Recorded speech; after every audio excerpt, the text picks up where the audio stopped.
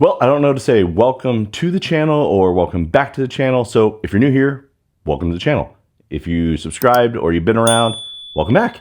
And I hope you guys enjoy it. And if you guys have been sticking around, obviously you do. And what I'm holding in my hand is something we are gonna talk about and install. Let's dive into it.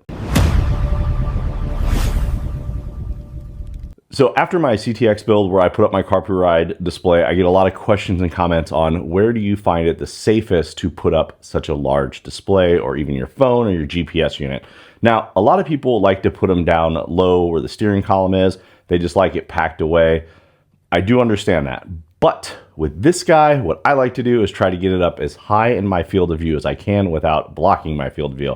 Now, some people will say, well, it blocks the front of your tire.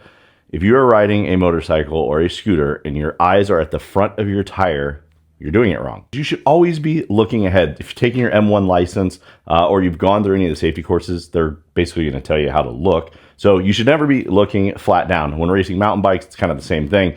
The guy who falls typically is the guy who either sends it, hopefully you got it on video, or he's the guy who stares at his front tire. So never do that. So what we're going to be doing is placing our Carpuride in our field of vision. So that way we limit how many times we look down and away from the road. This way it's right there. It's at a glance and we can see over it safely. And to do that, we have this little guy here. Now this is exclusive to the XMAX bikes. I'll drop a link in your tool bag below, which will get you this on Amazon. It's not that expensive. It's very easy to install. And I'm gonna show you guys how to do it. Now, as a great man with a great last name once said, you know, men, we want a job done right and we want it done quick. What do we need?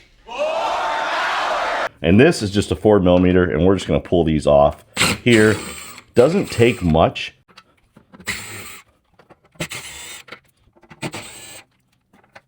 The next thing we're going to do is remove this guy here and this guy here on both sides.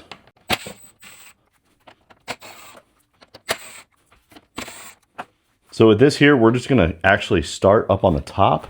Now, I apologize, I'm sweating profusely because it is 300 degrees in my garage. But the problem was I was gone all weekend. And I got home this afternoon and I still had to get a video out. So start it, get it hanging in there. Now, it does have spacers that fill in down here. You don't need them, and that's because of this part right here. The reason I'm not using them is on the 26s, what it does is it slides up against this, so it creates an issue. Now, I've got these on pretty loose, and there's a reason for that. We'll show you. And that basically is so when we put in the crossbar, now this is going to use a 4mm here. So when we put this guy in here, good Lord, I didn't realize how sweaty I was. Set that there, show you a trick. So, spin this guy. And then on this side,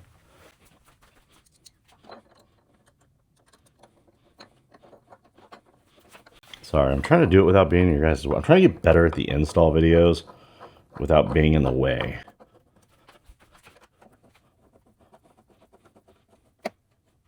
Boom. And then once you're done with that section, now you're going to want to tighten these guys up. Just a nice little turn. Remember, it's plastic. It doesn't need much. You don't have the wind beaten on this because your windscreen is here. So we're just tightening it down. Nice and easy. And you are installed. It is really that simple. Now, normally, it wouldn't be this wet. So to give you guys an example, because I don't have this hooked up yet, but to show you exactly what it would do, basically the premise is this here. So now this will sit here. I can put it in any position I want. But again, like I was explaining earlier, this is in my field of view.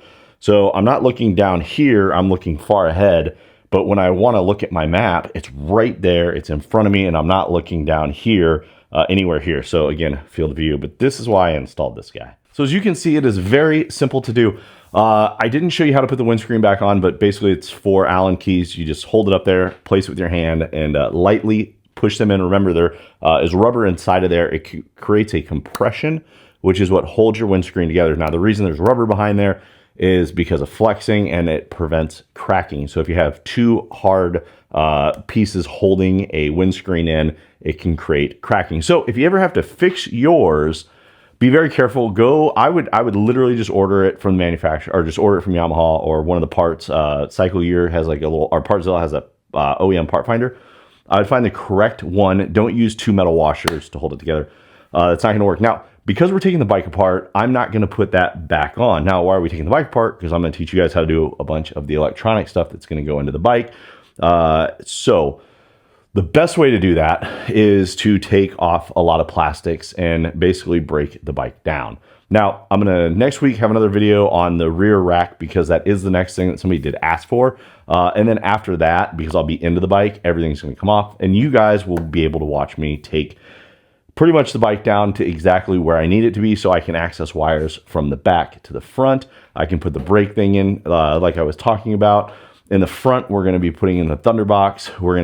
I got to find a fog lamp mount or driving light mount. I haven't found one yet I like. We got to find that. We got to find driving lamps that we like, which I pretty much know where I'm going to go with that. We got battery tender. I did pick up a new battery tender. This was shipped out to me. This is my favorite one. Battery tender company does a great job.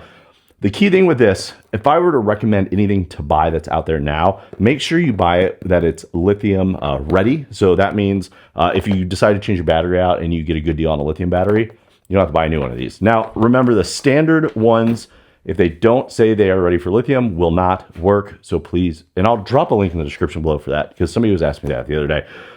So real quick, let me show you exactly what I do when I'm taking parts off the bike and storing them, so that way I don't lose track. So as I said, this is not going back on the bike, but let me show you when I am doing these builds. In my other videos, I did this, what I like to do. So this will be put away somewhere safe so it doesn't get ruined. But Ziploc baggie, I'm going to put the 4 screws that hold this in the bag, and I'm going to seal it up. And then I'm just going to write right on here, windscreen. And this is not going to go in here, even though it's cute and small. But this is going to go in a container where I put all the parts as I take the bike apart. You guys will see that. The reason I'm doing this is because I want to show you guys basically everything. As you can tell, it is hot as crap. 110 in the garage. Sweating. Now, I'm doing this for you guys. No, I love making videos. But I do hope it helps somebody out, because I did have a lot of people ask me what's the best way to mount either a phone or GPS. Now, I do use quad lock. You guys see that in pretty much every bike I have. I have a quad lock setup. Now, this is for my Carpuride. Link in the description, 30% off any other stuff. It does help the channel out. But this is where I'm going to put my 712 big screen up there. So that way, it's right in my field of view. Easy to see, easy to ride with it on. I love it. I've had them on plenty of bikes, and it just works good. It has a rear camera, which is actually a really nice feature when you're riding, and it has a front dash cam. They both record. So if anything happens, you have footage of it, or if you make YouTube channels and you want to record the stuff. So that works there. Now, like I said, bike's getting torn down. We're going to start putting other things on. I have one more video to make for somebody who was asking me, because it's not that difficult of a task to do. I'm going to make the video and then take the parts off completely, because I do have to get it. I do have to take everything off. Wow, that is a lot of words. And somebody complained that I talked a lot, and I just don't give a shit. Anyways, I'm grateful for all the new subscribers. I hope whatever I'm doing is helping you, or you're just really, really bored and you like to watch a moron in your garage. Whatever the case may be, I'm just glad that you guys are here. Please comment, like, hit the subscribe button. Somebody gave me a $2 tip on 2 videos. Coolest thing ever. I didn't know you could do that on YouTube. I'm learning, so bear with me. But I'm very grateful. I'm very grateful. I do have a members button, but I will tell you this right now. It's only supporting the channel. There is no added benefit to it whatsoever. So I want to be 100% transparent with that. I don't have the time to make a lot of extra stuff, and I really just shouldn't have to pay for this stuff. So for you to sign up for a member, you're just helping the channel out. It's all you're doing.